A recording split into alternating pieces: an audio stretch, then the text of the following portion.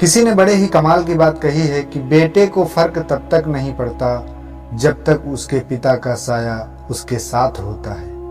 नमस्कार दोस्तों, मन की आवाज से मैं आपका दोस्त एसबी एक पिता से संबंधित बहुत ही रोचक कहानी एक बार सुनिएगा जरूर। बेटे ने अपने पिता से बोला, पापा मुझे 5,000 रुपये चाहिए। पिता अपने बेटे की फिजूल खर्ची से बड़ा परेशान था। हालांकि पिता के पास पैसों की कमी नहीं थी, लेकिन फिर भी अपने बेटे को पैसों की अहमियत समझाना चाहता था।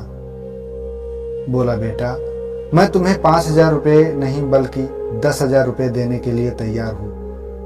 बेटा बहुत खुश हुआ, लेकिन मेरी एक शर्त है। पिता ने कहा कि तुम्हें बारी बारी से मैं 100 के 5 नोट दूंगा, तुम्हें उन्हें फाड़ना होगा। बेटा बोला, बस इतनी सी बात, इसमें कोई बड़ी बात नहीं, मैं ऐसा कर दूंगा। पिता ने अपनी जेब से कुछ पैसे निकाले और 100 का नोट अपने बेटे को दिया।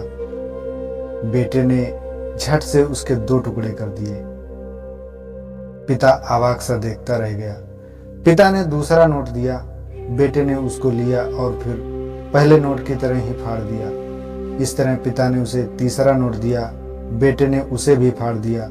फिर पिता ने चौथा नोट दिया, बेटे ने उसे भी फाड़ दिया। अब बेटे ने 5वां और आखिरी नोट मांगा।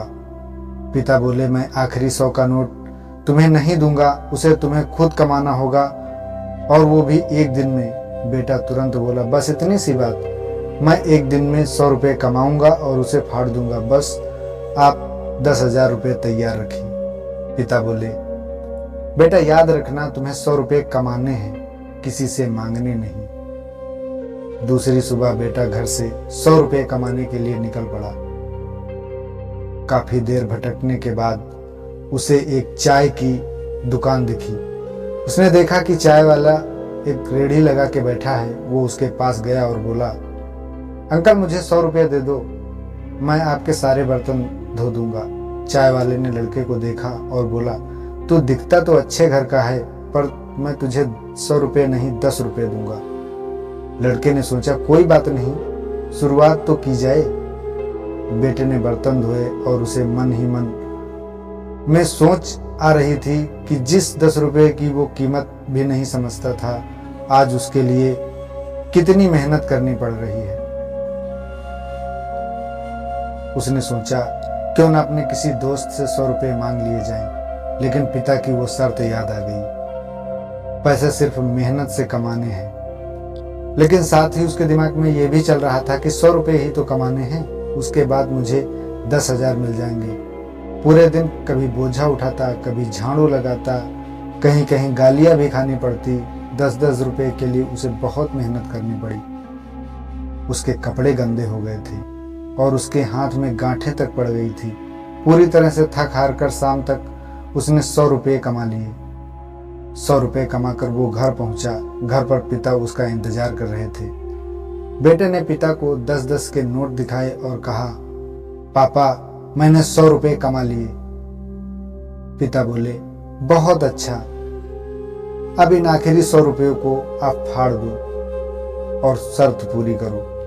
बेटा मुस्कुराया और उन नोट को फाड़ने के लिए तैयार हो गया।